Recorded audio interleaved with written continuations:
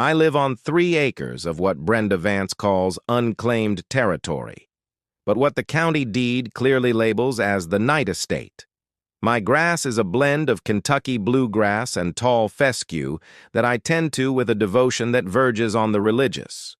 It's lush, it's deep emerald, and most importantly, it's not part of the Whispering Pines Homeowners Association. Brenda, the HOA president, viewed my property the way an 18th century empire views a resource-rich island. To her, the fact that my driveway connects to the road the HOA pays to snowplow meant I was a silent partner in her jurisdiction. In Brenda's world, there were no boundaries, only zones of influence. I was out by the perimeter on a Tuesday morning, executing a perfectly straight edge along my flower beds, when I felt the familiar prickle of a telescopic gaze. I didn't have to look up to know Brenda was standing on the neutral zone, the narrow strip of sidewalk that separated my unruly independence from her manicured tyranny.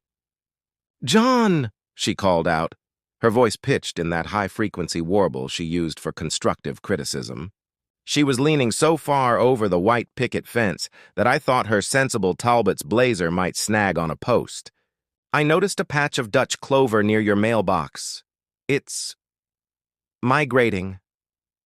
I didn't stop the edger. I let the blade bite into the soil, sending a satisfying spray of dark earth against my boots. "Clover's good for the bees, Brenda. Fixes the nitrogen in the dirt.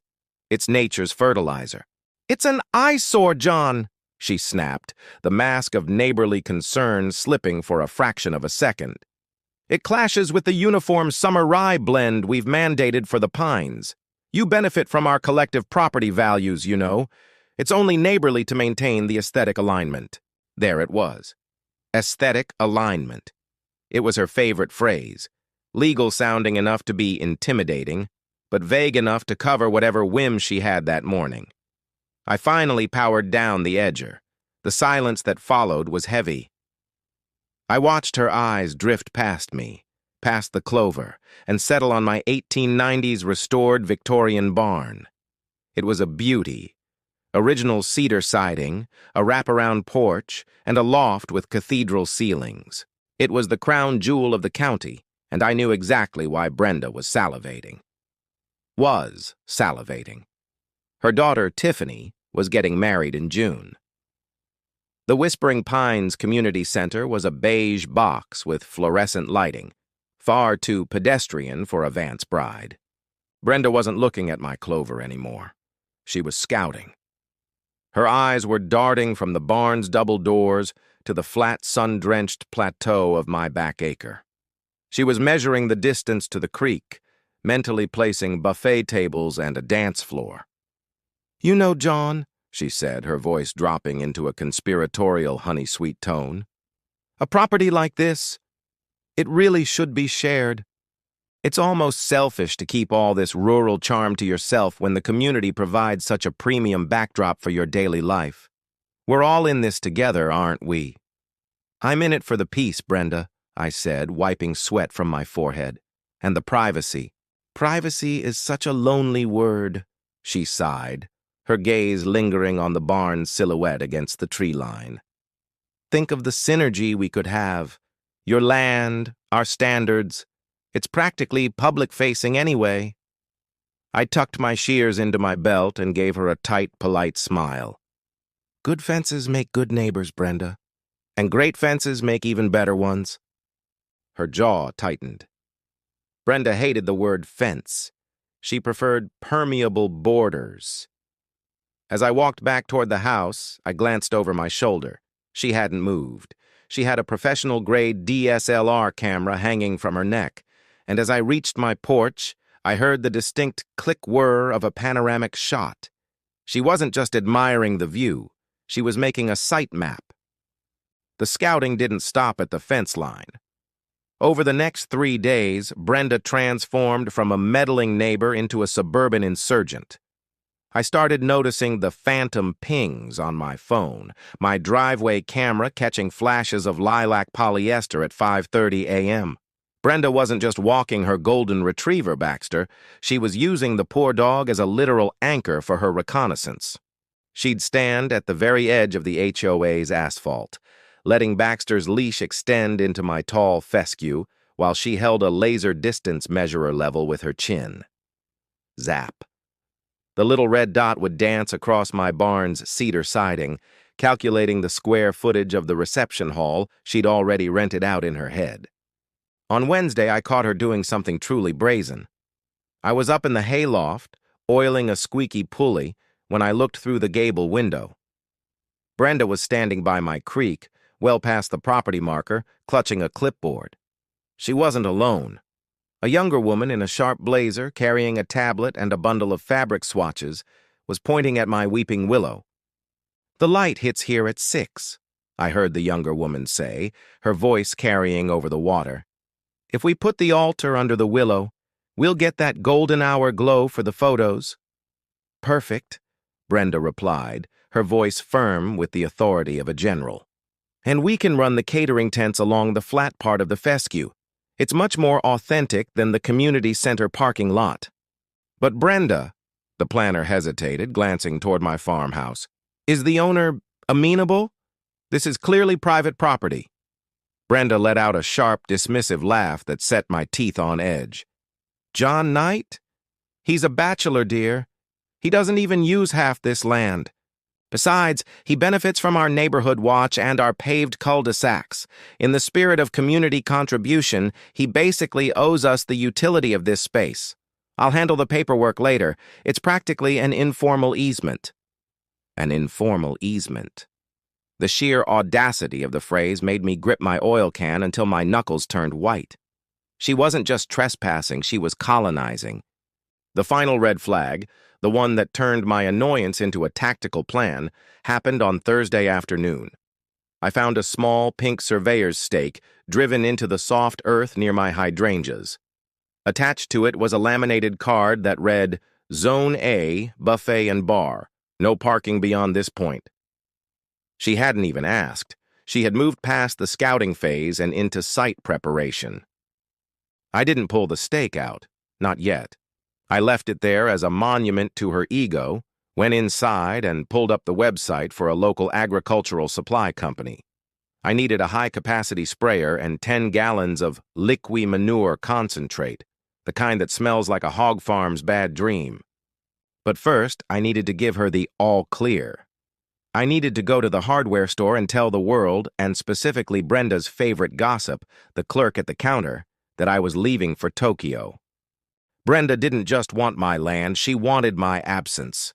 She knew that as long as I was sitting on my porch with a glare and a shotgun-style umbrella, her rustic-chic invasion would be a logistical nightmare. So, she started laying the bait for a trap she thought was subtle. It began with the gift. On Wednesday, I found a glossy brochure tucked into my screen door. It wasn't for a local car wash or a lawn service. It was for the Silver Hook Lodge, a high-end fishing retreat 300 kilometers upstate. Attached was a sticky note in Brenda's looped, aggressive handwriting. "John, you've been working so hard on that fescue. Tiffany and I were talking, and we'd love to gift you a weekend of peace. We've prepaid for a cabin this coming Friday through Sunday. You deserve a break from all this tiring maintenance. Don't say no. B." I leaned against the door frame, looking at the brochure. It was a $3,000 bribe disguised as a neighborly gesture. She wasn't paying for my relaxation. She was buying 48 hours of unsupervised access to my barn. When I didn't immediately call her to gush with gratitude, the tactics shifted from carrot to stick. On Thursday morning, I caught her on my Ring camera standing at my front gate with a man in a neon safety vest. They were pointing at the cul-de-sac and my private gravel entrance. "It's a drainage emergency, Steve," I heard Brenda's voice, sharp and commanding. "The HOA has determined that the runoff from the Knight property is compromising the structural integrity of the Whispering Pines main loop. We'll need to trench his driveway starting Friday morning. Total blockage for at least 48 hours. It's a matter of community safety." The man, a local contractor named Steve, who I'd known for years, looked skeptical. "Brenda, I checked the maps. His drainage is independent, and I can't just block a man's only exit without a court order or his signature. He won't be here, she hissed, her voice dropping. He's overwhelmed. He'll be at a lodge. I'm acting as his informal proxy to ensure the work gets done while he's resting. The benefits of our neighborhood watch, remember? We look out for each other. She was literally trying to wall me out of my own home using a manufactured emergency. That was the moment I realized the Tokyo lie was my best weapon. If she thought I was gone, not just upstate, but on the other side of the planet, she'd stop trying to block my driveway and start opening my gates. She'd get careless. She'd bring in the heavy equipment, the caterers, and the white silk chair covers, thinking the king of fescue was 10,000 miles away. I waited until I saw her car pull into the Miller's hardware parking lot later that afternoon. I timed my entrance perfectly, catching her near the outdoor living aisle. "Oh, Brenda," I called out, feigning a frantic energy. "I am so sorry I can't take you up on that lodge offer. You won't believe it. My firm called. Emergency consultancy in Tokyo. I'm heading to the airport tonight. I'll be gone for 2 weeks." I watched the transformation in real time. Her face went from infuriated dictator to Christmas morning in 3 seconds flat. Tokyo? Oh, John, how prestigious. She actually clapped her hands. 2 whole weeks? Well, don't you worry about a thing back here. The Whispering Pines family will keep a very close eye on your property. We'll make sure it looks exactly how it should. I appreciate that, Brenda, I said, leaning in. I really feel the benefit of this community today. As I walked away, I saw her whip out her phone. She didn't even wait for me to leave the store. "Cancel the trenching crew," I heard her whisper yell. "He's going to Japan. Tell the florist we can start the base camp setup tomorrow at dawn. The barn is ours." I went home, parked my truck deep in the shadows of the machine shed, and began prepping the liquid manure sprayer. Saturday morning arrived with the kind of crisp, golden sunlight that wedding photographers sell their souls for. To Brenda, it was a blessing from the heavens. To me, it was the perfect backdrop for a crime scene. I woke up at 4:30 a.m. in the hayloft of my barn. I'd moved a cot, a cooler, and my laptop up there the night before, turning the storage space into a tactical command center. Through the slatted vent of the gable, I had a bird's-eye view of the entire 3-acre annex. My truck was hidden deep in the machine shed under a dusty tarp, and the house was dark, giving every impression of a man currently navigating the neon streets of Shinjuku. At 6:15 a.m., the first breach occurred. A fleet of white, unmarked vans rolled past my private property sign as if it were a finish line. I watched from the shadows as Brenda emerged from her SUV, wearing an oversized sun hat and clutching a clipboard like a scepter. She wasn't just a neighbor anymore, she was the general of the floral insurgency. "Park the catering trucks behind the oak grove," she barked, her voice echoing off my barn walls. "And I want the white carpet laid from the gate all the way to the barn doors. We need to cover that industrial gravel. It clashes with Tiffany's mood board." I watched, fascinated by the sheer logistics of her entitlement. Within 2 hours, my pristine fescue was crawling with aesthetic technicians. They hammered 18-inch steel stakes into my turf to anchor a massive, peaked marquee. I felt every strike of the mallet in my soul, each one a puncture wound in the root system I'd spent years aerating.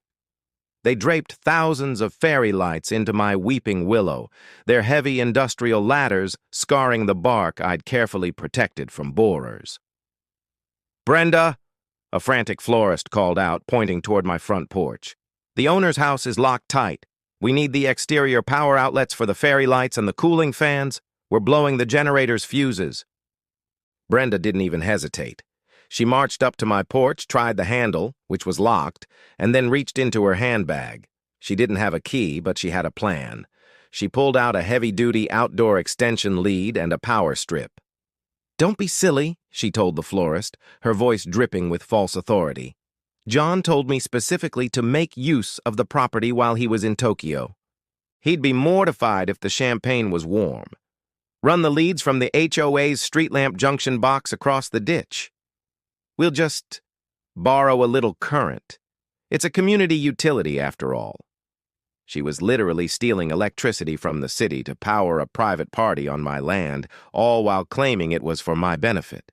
By noon, the transformation was complete. My barn looked like something off a high-end Pinterest board.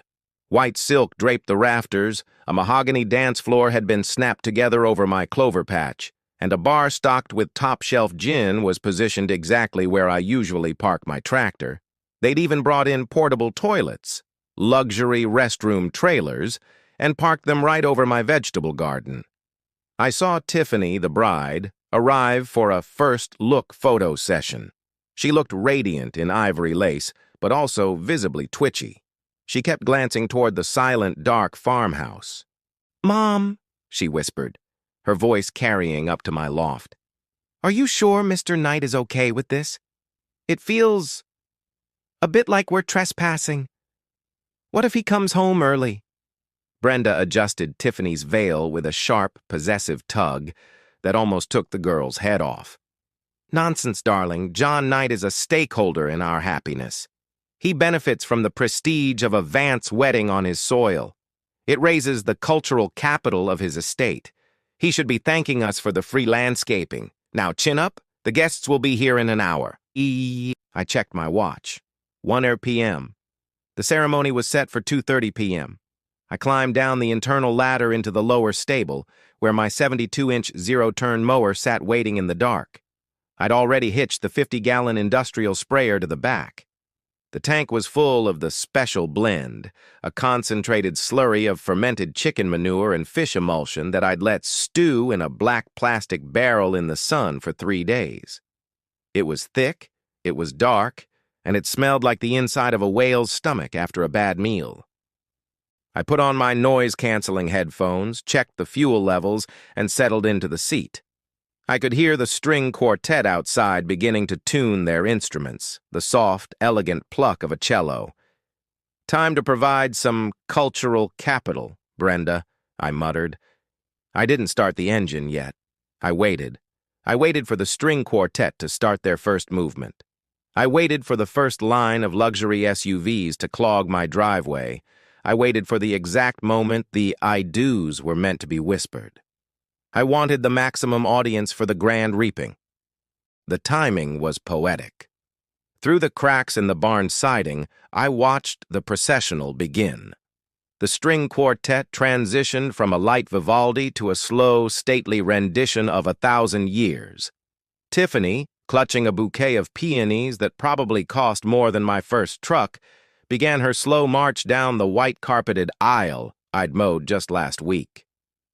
Brenda stood at the front, beaming like she'd personally invented the concept of matrimony.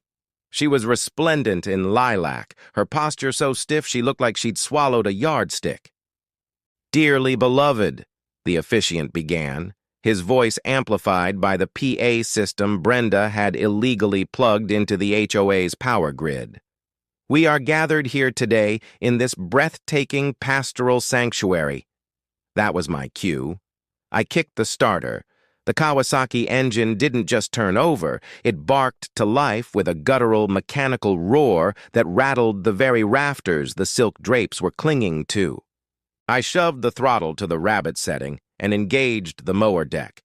The blades spun up with a high-pitched metallic whine that effectively deleted the sound of the cello. I didn't just drive out, I made an entrance. I kicked the barn doors open from the inside and rolled out into the sunlight like a tank commander. The first thing I saw was Brenda's face. It didn't just drop, it disintegrated. Her mouth formed a perfect O of horror as I steered the 72-inch deck straight toward the perimeter of the marquee. But the noise was only the opening act. The headliner was the scent. As I rounded the first corner, I hit the switch for the 50-gallon sprayer. A fine, atomized mist of fermented chicken manure and fish emulsion erupted from the rear nozzles. It caught the afternoon breeze perfectly, drifting over the rustic-chic seating like a toxic fog. The reaction was instantaneous. The officiant stopped mid-sentence, his nose wrinkling as if he'd been slapped with a wet trout. The front row of guests, mostly Whispering Pines elites in linen suits, began to cough and gag. "John!" Brenda screamed, breaking rank and sprinting toward the mower. "John, stop this instant! You're in Tokyo!" I didn't stop. I couldn't hear her over the noise-canceling headphones, but I could read her lips. I gave her a cheery, confused wave, the universal sign for "I'm just doing my chores, don't mind me," and did a tight zero turn, sending a fresh plume of special blend directly toward the buffet table. The smell was cataclysmic. It was thick, oily, and possessed a lingering quality that seemed to coat the back of the throat.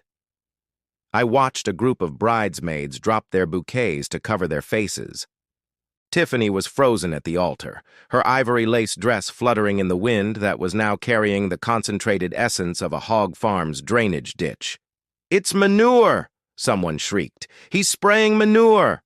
I made a second pass, this time coming within inches of the white carpet.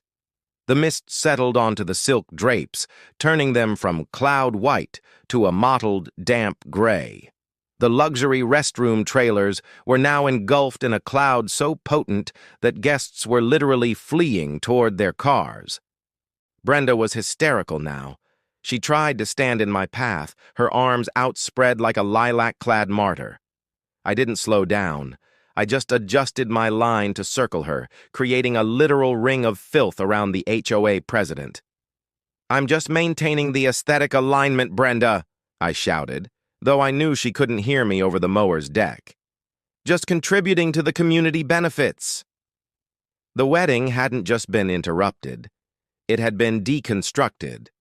The pastoral sanctuary now looked and smelled like the back end of an industrial stockyard.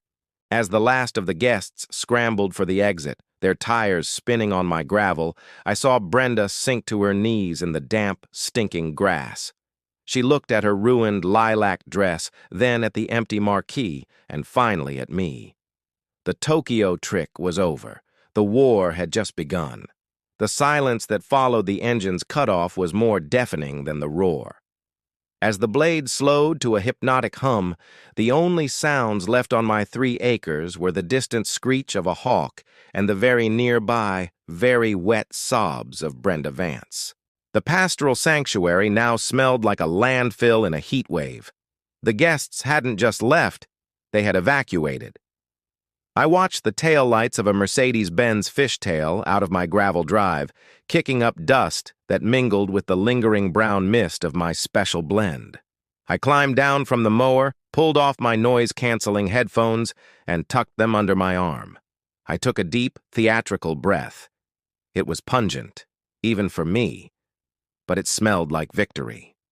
John Knight. Brenda was staggering toward me.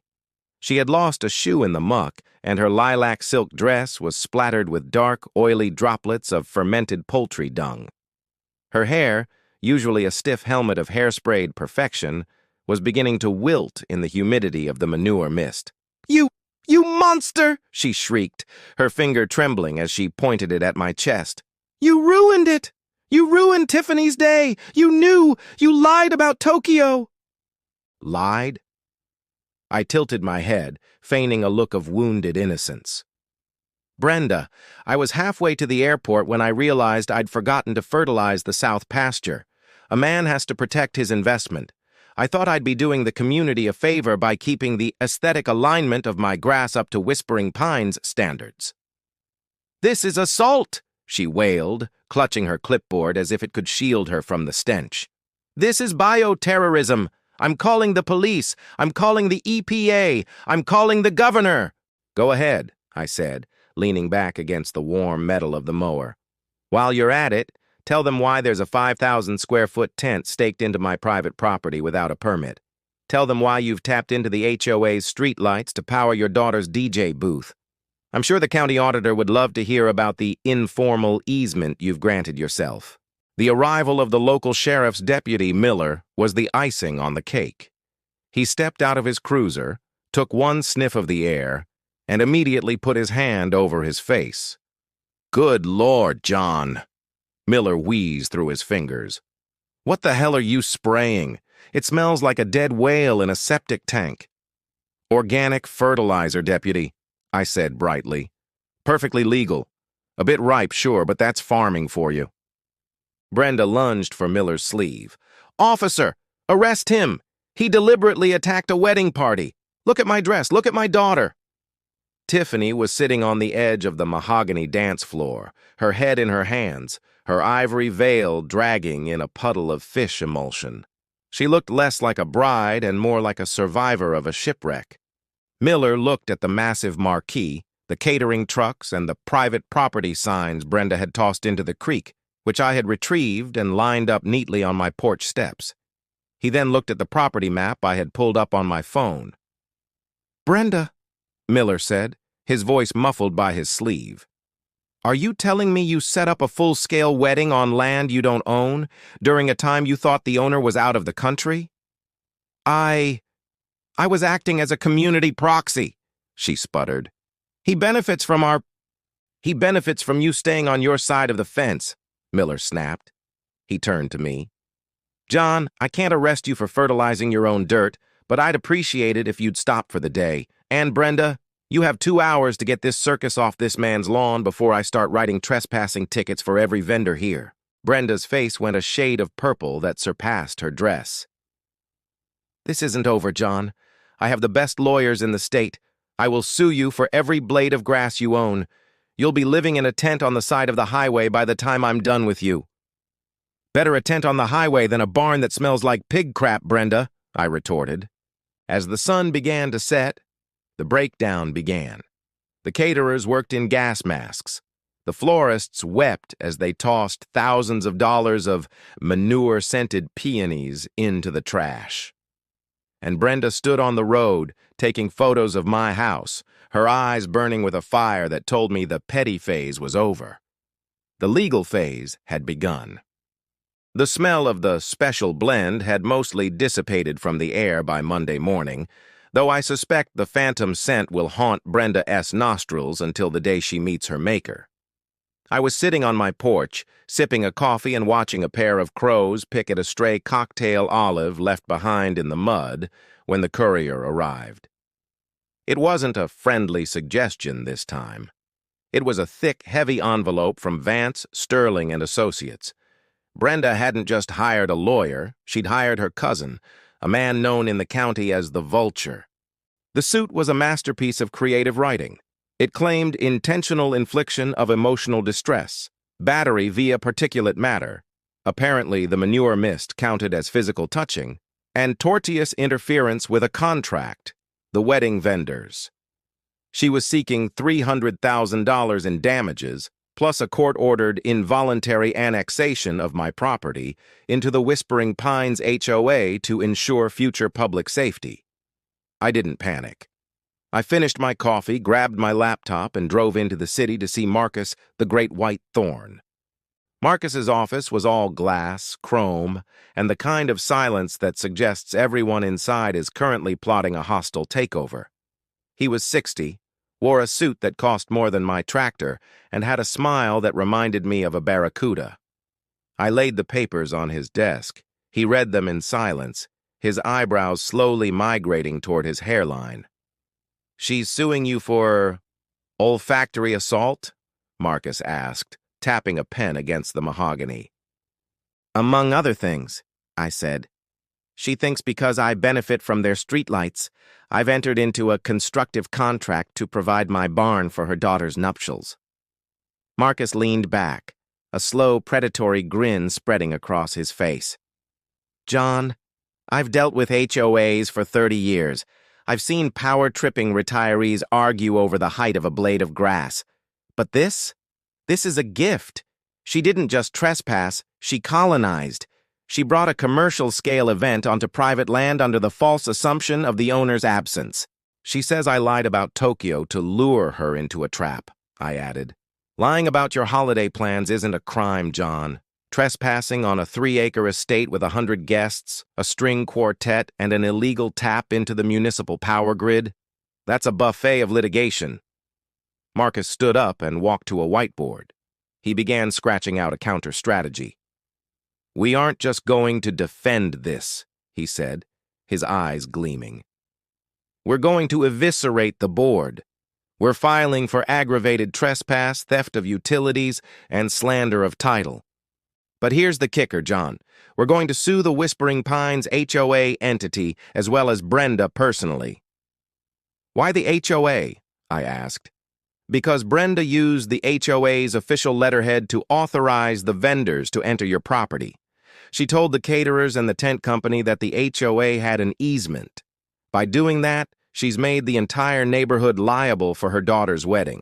When the other homeowners find out their monthly dues are going to be used to pay for your new barn roof and a lifetime supply of top-shelf bourbon, well, the revolution won't be televised. It'll happen at the next board meeting." I felt a surge of cold, dark joy. "What do I do in the meantime?" Marcus handed me a business card with a smirk. "Go home. Buy a few more no trespassing signs, the big, ugly, reflective ones. And John, if she sets foot on your grass again, don't use the mower. Just call me. I want her to think she's winning right up until the moment the floor falls out from under her." As I drove home, I saw Brenda standing by my gate. She was holding a clipboard and pointing at my weeping willow with a man who looked like a professional surveyor.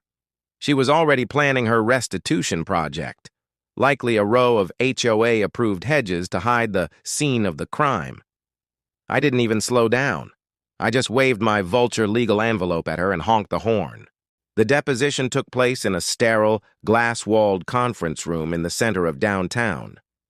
Marcus, the great white thorn, sat to my left, clicking a silver ballpoint pen with rhythmic, predatory precision.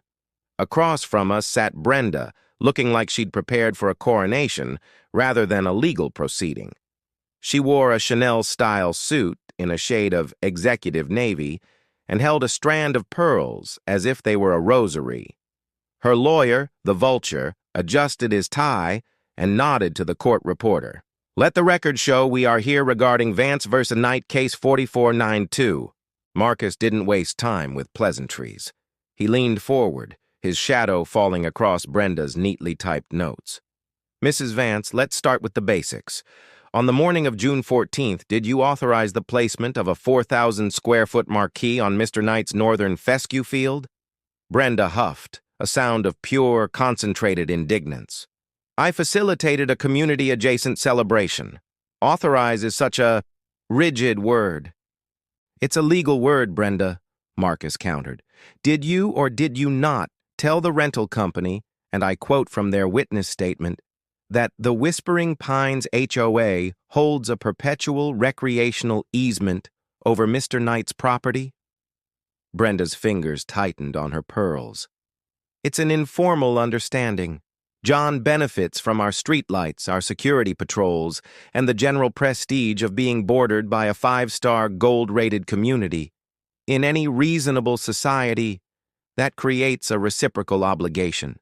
"A reciprocal obligation to host a 100-person wedding without asking?" Marcus asked, his voice deceptively smooth. "Is that in the City Property Law Act or just in the Whispering Pines Handbook?" "It's common sense," Brenda snapped. "The man was going to Tokyo. The land was sitting there idle and selfish. It was a waste of aesthetic potential. I was simply optimizing the neighborhood's assets." I watched the court reporter's fingers fly over the keys. Optimizing assets. It was the language of a conqueror. "Let's talk about the Tokyo trip," Marcus continued. "In your filing, you claim Mr. Knight lured you into a trap by misrepresenting his travel plans. Is it your testimony that if John had told you he was staying home, you wouldn't have trespassed?" Brenda straightened her spine. "If he had been honest, we could have negotiated a community contribution fee. But he retreated into his barn like a hermit. He deliberately created a vacuum of authority, knowing I would step in to maintain the standards of the area. So you viewed his absence as a vacancy of sovereignty?" Marcus suppressed a grin. "And you, as the president of a neighboring HOA with zero legal jurisdiction over his deed, felt it was your duty to annex his barn for a champagne brunch?" "It wasn't just a brunch, it was Tiffany's dream." Brenda's voice rose an octave. "And then he sprayed us. He used a biological agent." My daughter's silk train is still in a hazardous waste bag. Marcus pulled a document from his folder. We have the laboratory analysis of the biological agent, Brenda. It's 100% organic chicken manure and fish emulsion, standard agricultural fertilizer. Are you suggesting that a farmer fertilizing his farm is a tortious act? During a wedding? She shrieked. Whose wedding was it, Brenda? I finally spoke up, my voice calm. Because the last time I checked my gate, it didn't say Vance Wedding Venue. It said private property, no trespassing. Brenda looked at me with pure, unadulterated loathing. You're a petty, small-minded man, John Knight. You have 3 acres of beauty, and you'd rather soak it in filth than let the community enjoy it for one afternoon. I'd rather soak it in filth every day of the week than let you have an inch of it for free, I replied. Marcus slid a final photo across the table. It was a picture of the power cables Brenda had run from the HOA street lamp. One last thing, Brenda. Did the HOA board vote to approve the diversion of community-funded electricity for your daughter's DJ? Brenda's face went from navy to a pale, sickly gray. She glanced at her lawyer, who was suddenly very interested in his fingernails. I considered it a presidential expense, she whispered. The board members who are currently being sued alongside you might disagree, Marcus said, closing his folder with a definitive thud. I think we're done here for today. We'll see you at the injunction hearing. As we walked out, Marcus clapped me on the shoulder. She just admitted to theft of services and fraudulent misrepresentation on the record. The HOA board is going to eat her alive before we even get to trial. The Whispering Pines Community Center was usually a place for passive-aggressive bake sales and debates over the acceptable shade of eggshell for garage doors. Tonight, it felt like the Roman Senate on the Ides of March. I wasn't a member, but as the primary litigant in a suit that threatened to drain the HOA's reserve fund, Marcus had secured me a seat in the back row as an interested observer. I brought a thermos of coffee and a very satisfied expression. Brenda stood at the podium, her knuckles white as she gripped the lectern. She had tried to dress for a comeback, a power suit in resilient red, but she couldn't hide the dark circles under her eyes. "Order! I will have order!" she shrieked, banging a gavel that sounded increasingly hollow. "Order!" yelled Bill from House 42, a man who usually spent his time obsessing over his hedge height. "Brenda, I just got a letter from a law firm saying our HOA insurance doesn't cover unauthorized annexation of private property for personal nuptials. Our quarterly dues are going to triple to pay for your daughter's manure-soaked silk." "It was a community investment," Brenda hollered back. "John Knight's property is a visual extension of our borders. By improving his aesthetic, by trespassing," a woman from the back interrupted. "You told the board we had a written easement. You lied to us, Brenda. You used our street lamp power to run a chocolate fountain." The room erupted. It wasn't just about the money. It was about the sheer exhausting weight of Brenda's aesthetic alignment regime. For years, she had terrorized these people over mailboxes and mulch. Now she had led them into a legal minefield, and the great white Marcus Thorne was waiting on the other side with a shark-toothed grin. Brenda's vice president, a man named Gary, who usually trailed behind her like a loyal golden retriever, stood up slowly. He didn't look at Brenda, he looked at the floor. "Brenda," Gary said, his voice trembling, "we've reviewed the deposition. You admitted to misrepresenting the HOA's legal authority to the vendors. You signed those contracts as president and proxy. The board has voted." Brenda froze. "You can't vote without me. I am the chair." "We held an emergency session an hour ago," Gary said, finally looking up. "Under Section 14 of the bylaws, the gross misconduct clause, you are hereby removed as president, effective immediately, and we've instructed the HOA's counsel to stop defending you. We're filing a cross-claim to distance the community from your personal project on the Knight estate." The silence that followed was absolute. Brenda looked like a balloon that had been pricked. She didn't cry. She didn't scream. She just gathered her papers with shaking hands, her resilient red suit suddenly looking very small. As she marched down the center aisle toward the exit, she passed my seat. She stopped, her shadow falling over my coffee. "You think you've won," she hissed, her voice a jagged whisper. "You've destroyed the harmony of this neighborhood. You've turned them against me." "No, Brenda," I said, loud enough for the front row to hear. "You did that yourself. I just provided the fertilizer." She stormed out, the double doors swinging shut behind her. But the victory wasn't complete. Marcus leaned over to me and whispered, "The HOA just settled. They're paying for your new barn roof and the soil remediation. But Brenda, she still has to deal with your personal suit for aggravated trespass." "What's the settlement offer for her?" I asked. Marcus smirked. "Oh, you're going to love this. It's not about money anymore. It's about restitution." The settlement wasn't about the money. Marcus had already squeezed the HOA's insurance for the structural repairs, but for Brenda, I wanted something more poetic. The judge, a dry, no-nonsense woman who clearly had a low tolerance for suburban warlords, had looked at the ring footage of Brenda tossing my no trespassing signs into the creek and sighed. She'd then looked at the lab report for the special blend manure and suppressed a smile. "Mrs. Vance," the judge had said, peering over her spectacles, "you've claimed this was a community contribution, therefore you shall contribute. In lieu of the full statutory damages for aggravated trespass, Mr. Knight has offered a restorative justice settlement. You will perform 40 hours of manual land reclamation on the affected site, personally." Which is how, on a sweltering Tuesday morning, I found myself sitting on my porch in a rocking chair, a glass of ice-cold lemonade in my hand, watching Brenda Vance pull weeds. She wasn't wearing executive navy today. She was wearing a pair of stiff, yellow rubber boots, a floppy straw hat, and gardening gloves that looked like they cost more than my mower. "You missed a spot, Brenda," I called out, gesturing toward the patch of clover near the creek, the exact spot where the Zone A buffet steak had been driven into my dirt. "That's unauthorized flora. It's clashing with my aesthetic." Brenda's head snapped up.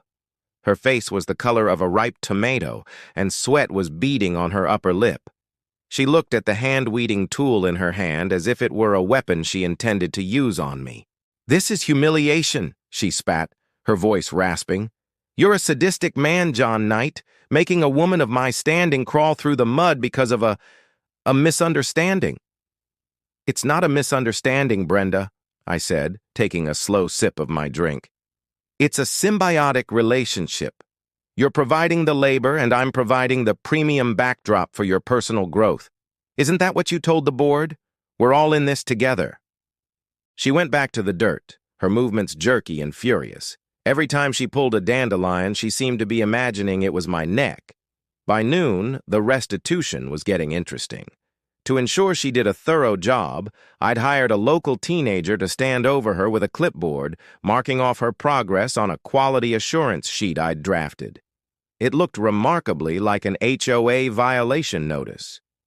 Section 4.1. Excessive perspiration, violation of visual standards. "John," she yelled, standing up and wiping her brow with a mud-caked glove, leaving a brown streak across her forehead. "The smell! It's still here! I can't get it out of my clothes. I can't get it out of my pores." "That's the golden hour glow you wanted for the photos, Brenda," I reminded her. "The fish emulsion has a way of lingering. It's part of the rural charm." I watched her for another hour. The irony was delicious. The woman who had tried to annex my land to host a parade of silk and champagne was now literally kneeling in the residue of the manure I'd used to chase her away. She was aligning herself with my soil, one weed at a time. But the real kicker came at 3 p.m. A car pulled up at the gate. It was Tiffany. She didn't get out. She just rolled down the window, looked at her mother covered in mud and shame, and drove off without a word. The Vance bride was apparently over the Vance legacy. 32 hours to go, Brenda," I called out, raising my glass. "Don't forget the thistles by the barn. They're a real hazard to the community." 2 weeks later, the silence on my property was different. It wasn't the tense, watchful silence of a cold war. It was the heavy, satisfied quiet of a kingdom restored. I was at Miller's Hardware, the site of the original Tokyo trap, picking up a new set of irrigation timers. I didn't need them, but I liked the atmosphere. I liked the way the local farmers gave me a knowing nod and how the cashier, Sarah, gave me a cheeky wink as she scanned my bags of mulch. "Big project, John?" she asked, her eyes dancing. "Just some maintenance, Sarah. Keeping things community adjacent." I was heading toward the exit when the automatic doors hissed open, and there she was. Brenda Vance. She looked diminished. The executive Navy suits had been replaced by a nondescript beige tracksuit, and her resilient red lipstick was nowhere to be found. She was carrying a stack of moving sale flyers and a roll of packing tape. Her eyes met mine, and for a second I saw the old fire flicker, a dying ember of HOA-mandated rage. "I hope you're happy," she hissed, her voice sounding like dry parchment. "The board is suing me for the utility theft. Tiffany isn't speaking to me. She's moved to the city to be closer to her non-pastoral in-laws, and I've had to list the house." I leaned against the doorframe, adjusting my cap. "I heard the market is good, Brenda. Plenty of buyers looking for a 5-star gold-rated community." "It's a vulture's market," she snapped. "They know I'm desperate to leave. And do you know what the worst part is? The new buyers? They're artists. They want to paint their garage door mustard yellow, and there's not a thing I can do to stop them." I almost felt a pang of pity. Almost. Yellow's a bold choice, very pro-pollinator. "You've destroyed the harmony, John. You've let the weeds in." "No, Brenda," I said, stepping closer. "I just moved the fence. See, I realized something while watching you pull those thistles. You were so obsessed with aligning my land to your world that you forgot to check if your own world was built on solid ground. Turns out it was just a facade held up by white silk and stolen electricity." She looked away, her jaw working. She didn't have a rebuttal. The Queen of Nowhere had run out of decrees. As I drove back to the night estate, I passed her house. The for sale sign was staked into her lawn, the same lawn she used to measure with a laser. It was a half-inch too tall. The edges were ragged. The summer rye was looking a little thirsty. I pulled into my drive, the tires crunching over the gravel she hated so much.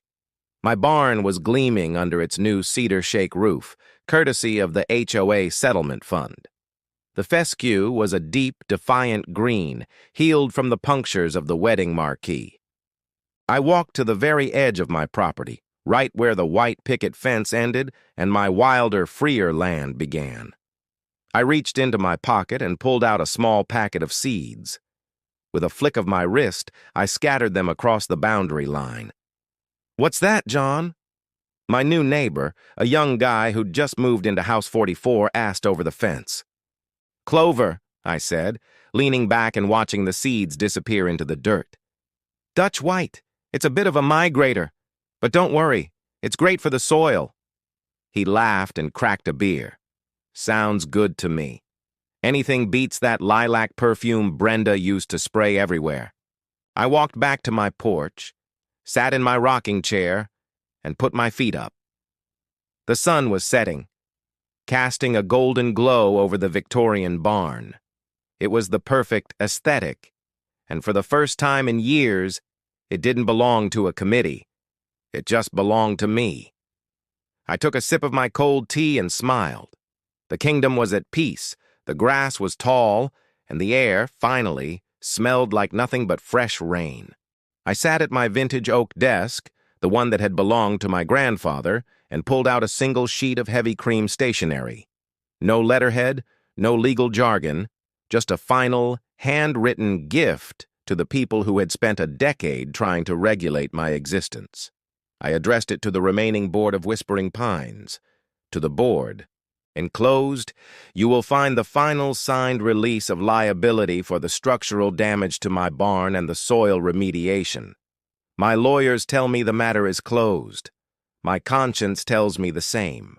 For 10 years, this community has looked over my fence and seen a vacancy to be filled, a standard to be enforced, and a benefit I supposedly owed you. You mistook my privacy for an invitation and my silence for consent. Brenda was the face of this delusion, but the board provided the gavel. I've noticed the new for sale sign at House 12. I've also noticed that the new residents have already planted a vegetable garden in their front yard, a direct violation of Article 7, Section 3, if I recall correctly. I've also heard whispers that they're planning to paint their shutters a particularly vibrant shade of sunset orange. Here is my final piece of community outreach. Let them. Harmony isn't found in matching paint swatches or uniform blade heights. It's found in the space between properties where we leave each other the hell alone. I've spent enough on manure and lawyers to prove that my fescue doesn't answer to a committee.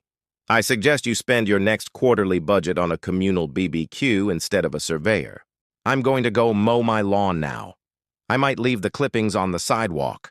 I might let the clover grow until it hits my knees. And the best part? None of it is any of your business. Stay on your side of the paint line. Regards, John Knight, owner, the Knight Estate, sovereign and unaligned. I folded the letter, sealed it with a wax stamp of a stylized oak tree, and walked it to the end of my drive. I didn't put it in their mailbox. That would be a postal violation. Instead, I taped it to the no trespassing sign Brenda had once tried to drown in the creek. Walking back to my porch, I cracked a beer and watched the first sprouts of Dutch white clover begin to migrate across the boundary. I leaned back in my rocker, the rhythmic creak of the wood against the porch floorboards the only directive I cared to follow. The sun dipped low, casting long, unmanicured shadows across the fescue, and for the first time in a decade, there wasn't a clipboard or a measuring tape in sight. I watched the first fireflies of the season blink to life over the creek, tiny golden rebels ignoring every HOA ordinance on lighting displays. I tipped my bottle toward the horizon, a silent toast to the boundary line that finally held. The kingdom was quiet, the borders were secure, and the grass, in all its irregular, clover-filled glory, was exactly as high as I wanted it to be. And that's my story. Thanks so much for listening. If you liked it, I'd really appreciate you giving the video a like and the channel a subscribe. And if you want more HOA stories like this, drop a comment below and let me know what kind of stories you'd like to hear. I hope you have a great rest of your day, and I'll hopefully catch you next time.